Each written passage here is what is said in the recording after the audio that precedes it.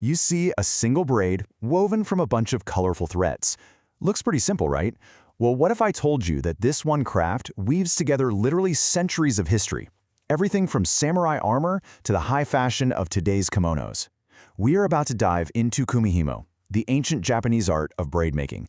And as you're about to see, for some people, it's not just a craft, it's the journey of a lifetime. And our journey into this amazing art form actually starts with a really personal story. It kicks off with a woman who, for her 80th birthday, gave herself a gift. She decided to finally chase a dream she'd had for decades. And it all started with a trip to Japan and South Korea and this simple, powerful desire to create something beautiful with her own hands. So let's get right into that story, because this isn't a story that starts with threads and tools. It starts with a dream that was patiently waiting for a very, very long time. Okay, try to picture this. The year is 1989. You discover this absolutely fascinating art form, Kumihimo. But there's no YouTube for tutorials, no online classes, no Pinterest for inspiration. All you have are books. That was her reality. She learned this intricate craft one page at a time, figuring out these complex patterns through just pure passion and dedication. And all through those years of teaching herself, she held on to one ultimate goal. Her big dream? To one day go and study at the legendary Domyo School in Tokyo. I mean, this was more than just learning a technique. For her, it was like a pilgrimage to the very heart and soul of the art form she had fallen in love with.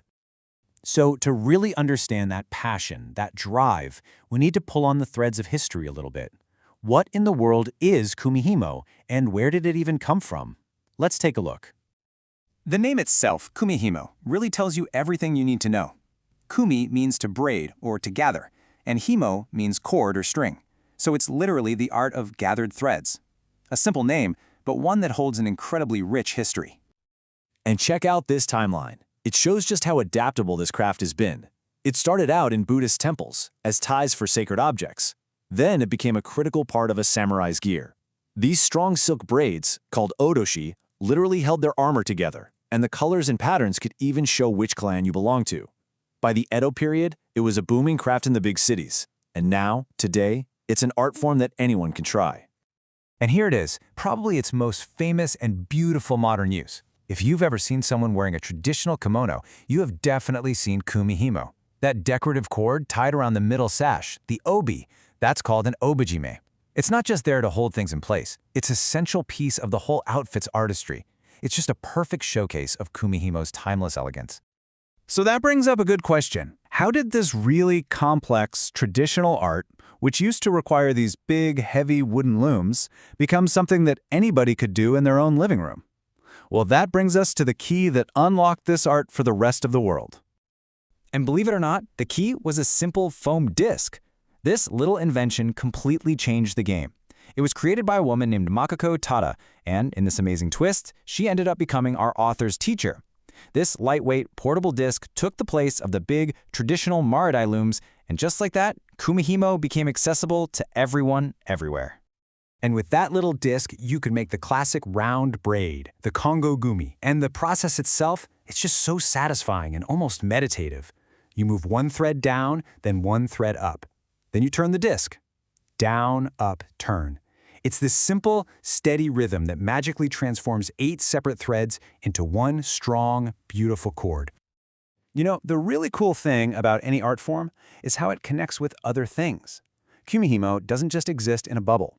You can actually pair it with other amazing textile arts to create something totally new and layered with all kinds of new meaning. Take sashiko, for instance. It's this beautiful Japanese art of decorative stitching that was originally used to reinforce fabric. Now imagine taking a simple Kumihimo bracelet and adding a little cuff that's been stitched with a traditional sashiko pattern like the hemp leaf for the ocean waves. All of a sudden you've blended 2 incredible histories into one unique piece of wearable art. And remember that trip our author took? Well, she was also inspired by the Korean art of maedup, which is all about decorative knot-making.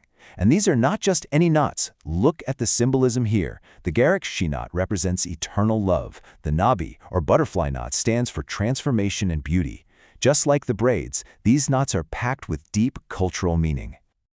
Okay, so you've made your beautiful braid. Now what? How do you actually finish it off and turn that long cord into something you can wear, like a bracelet?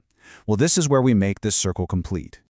One of the absolute best and most elegant ways to do this is with a sliding knot. It is such a clever design. You're basically making two tiny little knots that grip onto the main cord, which lets you adjust the size of the bracelet super easily. It's a perfect, functional finish that, honestly, anyone can get the hang of with just a little practice. But if you want a finish that's got a little more poetry to it, you have to check out the Awaji Musubi knot.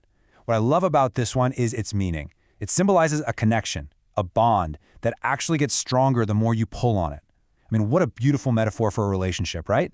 It's just a perfect way to finish a piece that you've made with so much care. So we started this whole journey with a dream that took decades to even begin to come true. A journey from just books and threads to finally flying to Japan to learn from the masters. It just goes to show you that dreams can be incredibly patient. So that kind of leaves us with a question, doesn't it? What's the skill, the art, the journey that's quietly waiting for you?